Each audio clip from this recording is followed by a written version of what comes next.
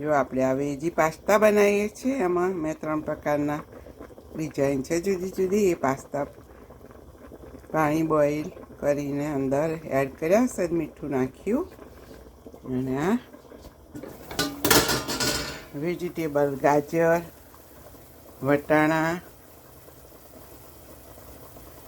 Corn અને બધું mix થોડું પાણી એડ કરીને બાફવા મૂકી દીધું છે. જો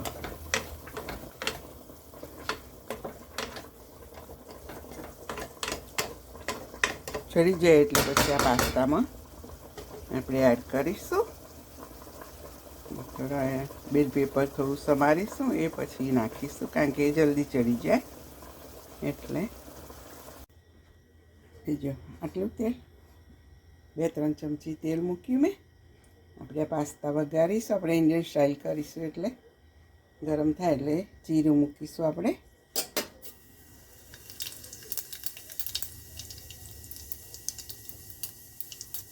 પછી આ પાસ્તામાં આપણે ઉમેરી દઈશું.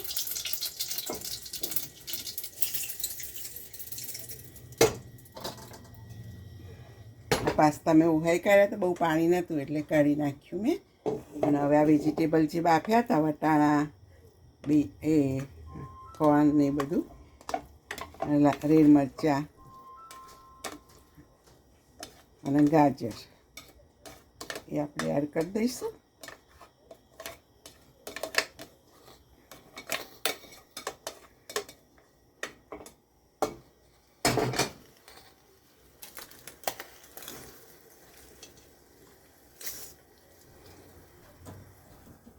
હવે આપણે સિઝરિંગ કરીશું. આ ઓર્ગેનો છે,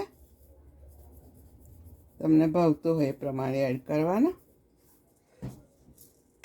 આ છે ઇટાલિયન સિઝરિંગ છે.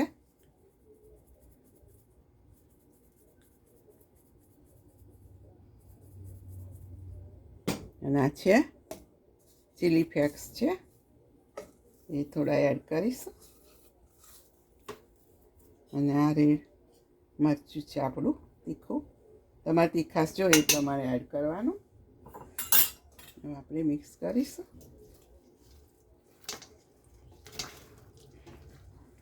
મરી થોડા એડ કરીશું આપણે. મરી હવે છે ને આપણે આ સોસ છે પાસ્તાનો જ, રેડીમેડ છે, રેડીમેડ લાયા ડબ્બો, એટલે એ એડ કરી દઈશું. આમાં કશું હોતું નથી, મીઠું ને થોડો મસાલો એમનો હોય.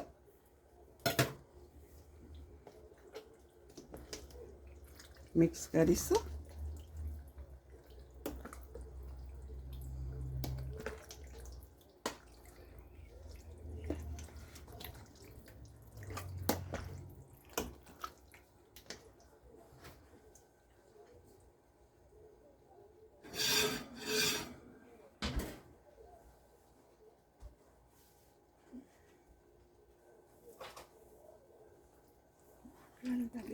થોડું હાર્ડ પડે છે, પ્લાસ્ટિકનું છે ને એટલે.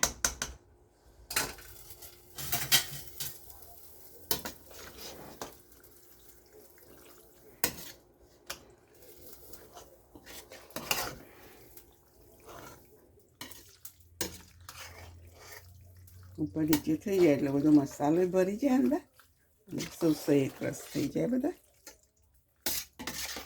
એકદમ ધીમા તાપે મૂક્યા છે મેં.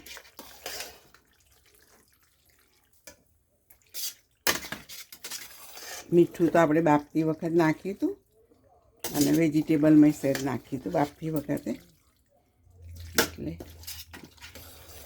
એડ કર્યું નથી ને.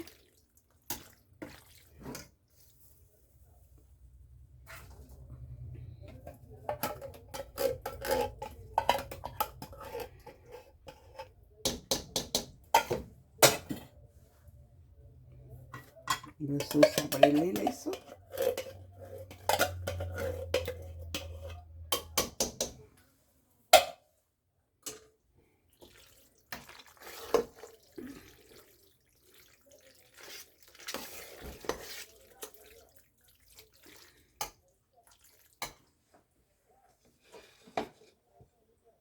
આપણે આ માજરોલા ચીઝ છે એ એડ કરી દઈશું.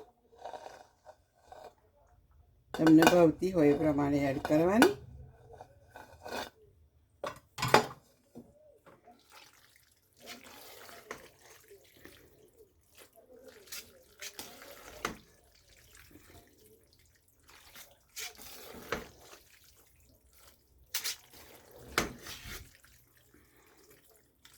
ચીઝ સહેજ વગરે એટલા જ ગરમ કરવાના આપણે.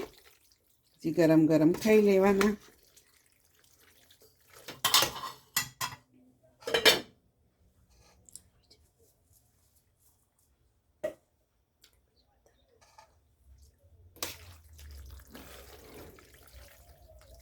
એડ કરી દો. સહેજ બધી કરી દઉં છું.